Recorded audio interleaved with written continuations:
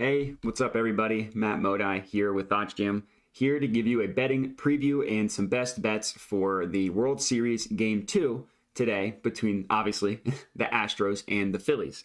So, in an absolutely epic game last night, the Phillies won, came back down from 5-0 to tie it up 5-5 and then win in extras. Just an insane game, beating Verlander after basically spotting him 5 runs. Although Verlander has historically not been good in the World Series, so maybe there actually is something to that. But regardless, for Game 2, we have Zach Wheeler and Framber Valdez on the mound, 2 absolute aces. Wheeler specifically has been phenomenal this postseason.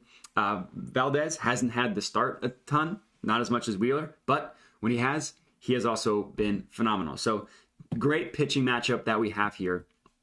Obviously, yesterday's was 2 between Nola and Verlander. Still managed to have 11 runs scored, but still a pretty good game. And for tonight, you expect that the bats will probably cool down a little bit. But for the game itself, if you want to just do some free line shopping, look at all the main markets and what they have stuff priced at, you can go to sports, go to MLB, and then you can click into a game itself, and it pulls up where every sportsbook is pricing a play. So we can see right off the bat, the best odds that you can get on the Astros money line is at -136. That looks to be at Circa Sports. Not going to be a positive expected value play by any means, but if you did want to bet the Astros, it would make sense to do it at that book. For the Phillies, the best odds are +128, and this is at PlayUp. Again, not going to be any value on a money line play, so going to go ahead and just skip a play there. In terms of the run line, we'll actually get to that in a little bit. Obviously, the Astros -1.5 run line. Pretty good price at +167. If you're looking at it, no other book is giving you above +160. We'll get to this play in a little bit. And then the total, a low number, 7. Yesterday's total was 6.5, and that was hit in like the 4th inning. The over, I should say, was hit in like the 4th inning. So I would guess that this game would go under as well. I just think that 2 stud pitchers, I'm not expecting them to have poor games like the 2 pitchers did yesterday, the last game. So regardless, not going to be a plus EV play because there's no value here, right? Like PointsBet at -110. Pinnacle has it at -111. So if you remove the VIG, not going to be any value there.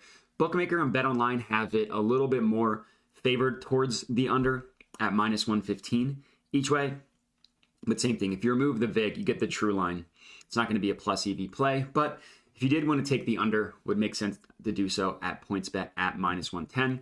The other market that I wanted to look at is the most fun bet you can make in sports, and it is the no-run first inning. Obviously, and this isn't a huge surprise, heavily juiced towards the under. The best odds you see here are kind of skewed at -119 because that is a Prize Picks play.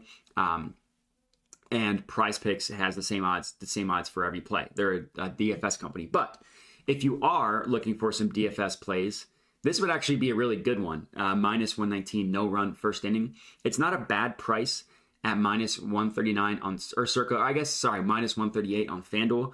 Not going to be a positive expected value play, but I actually don't hate this bet at all. I do think that this is going to be a no-run first inning game. You're just paying a little bit of juice at -138. I do think it's going to hit.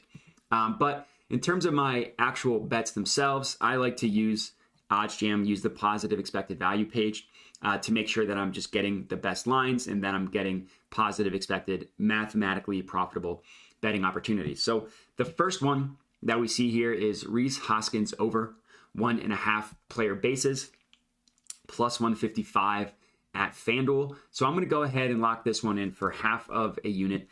Player bases, basically 2 singles, 1 double, obviously then a triple and home run would work as well. But 2 walks, any type of play where you get on base that doesn't involve an actual hit does not count towards the total bases, has to be on a hit.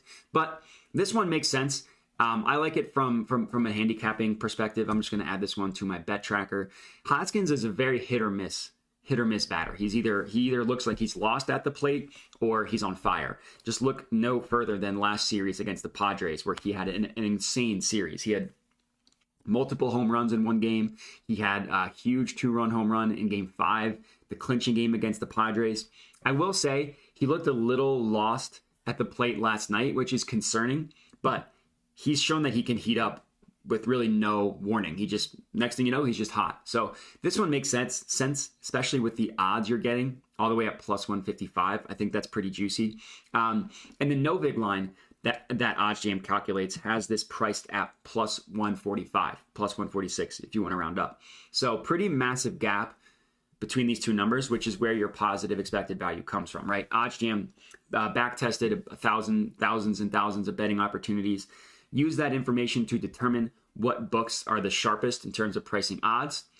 Remove the VIG from all of those sharp books using a weighted average. And here we have it, the no VIG line that you see right here.